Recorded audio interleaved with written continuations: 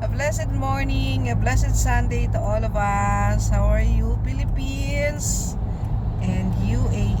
So, nandito po kami ngayon sa car ni Papa. Ayan, sa aming poging driver. Dahil kami ngayon ay pupunta ng church. Kaya kung ikaw wala kang gagawin, pumunta ka ng church. Ay, mali pala yun. Dapat bigyan natin ng oras. Huwag yung dahil wala tayong gagawin. Everyday, ang dami po nating ginagawa. Amen? But today is Sunday and a Sabbath day, and it is holy for the Lord. And 6 days God gave us to work, amen, to take care of our family.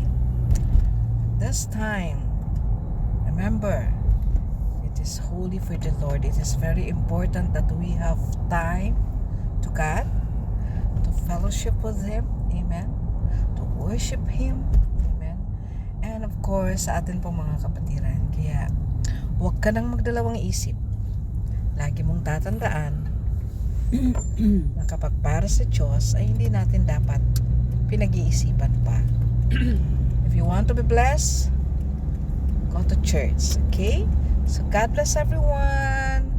Shalom, and have a blessed Sunday. Be happy. Life is too short. Amen. God loves you. Amen.